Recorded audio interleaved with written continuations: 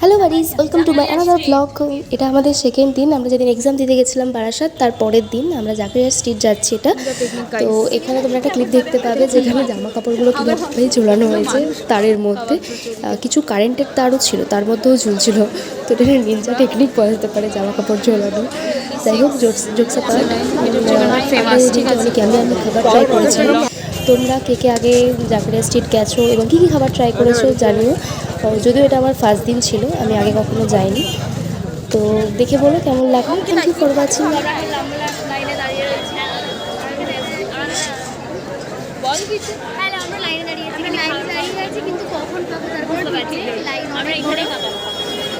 তো আমি ঈদে খেয়েছি, ঈদের খাবার খেয়েছি, কখনো এরকম ঈদের ভিড় দেখিনি, বিভৎস। এই মেনু কার্ড আমরা জোগাড় করেছি। দেখি ওটা দেখতে লাগছে এখন আমার এখান থেকে একটা খাওয়া দাওয়া ক্লিন হবে, দেখ টেম্পটিং লাগছে।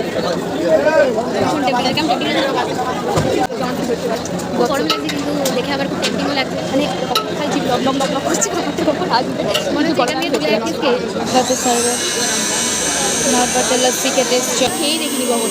তো ভালো লাগে লস্যি খেতে। খোলটা খাইছি তো, এটার মধ্যে কালারটা আছে। আমি জীবনে ট্রাই করিনি, ফার্স্ট টাইম। আমার খুব মিষ্টি লেগেছে অ্যাকচুয়ালি। একটু দইটা বেশি দিলে একটু হ্যাঁ, ওই পাতলা। 160 রেশমি কাবাব, এটা হচ্ছে আর চিকেন টিক্কা, এটা 150 করে দিয়েছিল, ওই জন্য এরকম অবস্থা। কিভাবে খাচ্ছি, আমরা একটা প্লেট জোগাড় করেছিলাম কিন্তু প্লেটটা দশা দেখে আমাদের খেতে ইচ্ছা হলো না।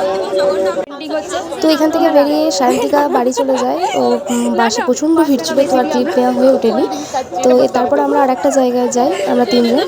তো সেটা পার্ট 3-তে আসছে।